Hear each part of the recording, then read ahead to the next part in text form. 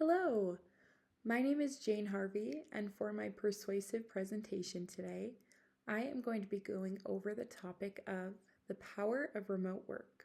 So let's jump into it. For our agenda, first I want to talk about the definition of remote work and talk a little bit about its history and how it got started. Then we're going to go over the 3 benefits of remote work, which include time, sociality, and effectiveness.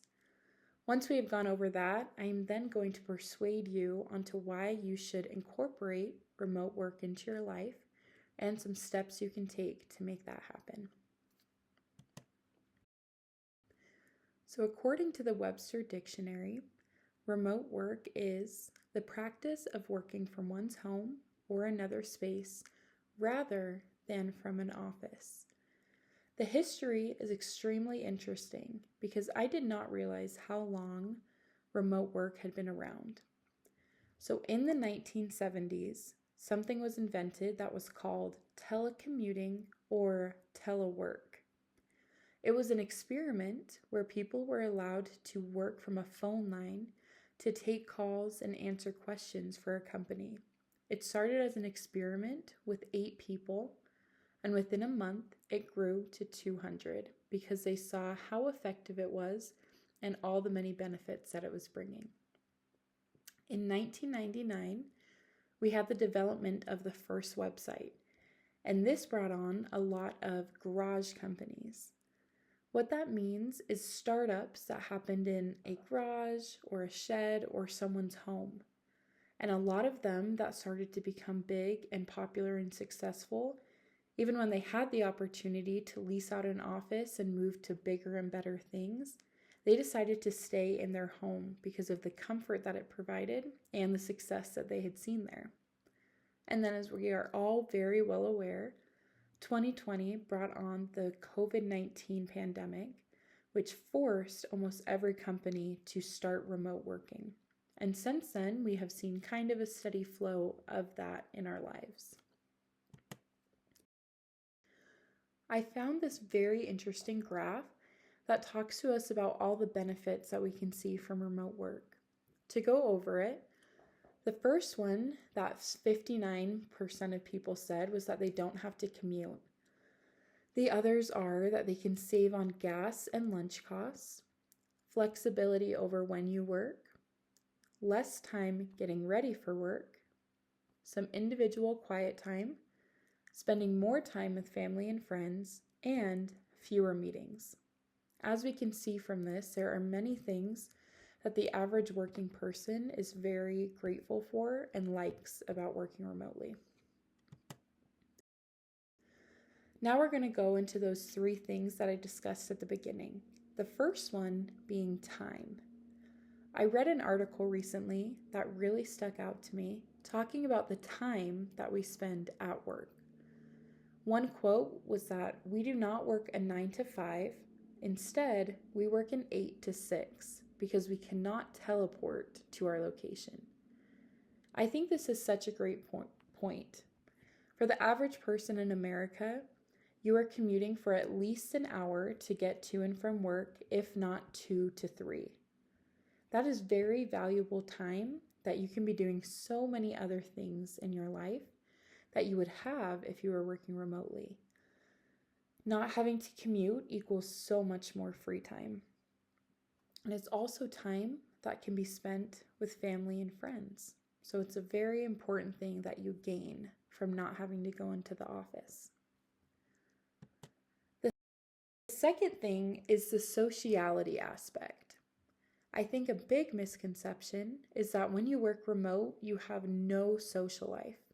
And while that may be true in some circumstances, because remote work has become more popular, companies are striving to create an atmosphere and a culture within their company that still has a good social environment, even if people are over Zoom and over things like Microsoft Teams or FaceTime. And there are still so many opportunities to connect with our coworkers.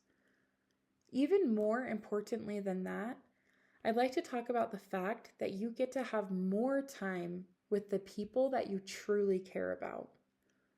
While working remotely might mean less time with coworkers, think about the many hours that you can spend with family and friends. You can see them longer before and after work because you don't have a commute.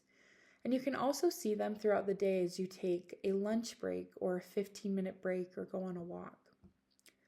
Another thing about a social life is that if we do not have to work remotely and we have that more time, it gives us a chance to find new communities and to find new hobbies in our life that can give us meaning. The third thing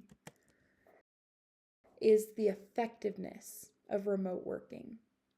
There have been many studies done that show that remote work has been shown to be very effective for certain people and certain companies. I'm going to talk about 2 studies that were done by Ivy League schools. The first one was a study done by Stanford of 16,000 workers over 9 months, found that working from home increases productivity by 13%. It's interesting to say that productivity doesn't stay at the same amount as in an office, but it actually increases. Now, more importantly than that, I want to focus on the next part of the study that says, in this same study, workers also reported improved work satisfaction. I absolutely love this because I think we see a culture within America and within the corporate environment of working people too hard and getting really lost in productivity.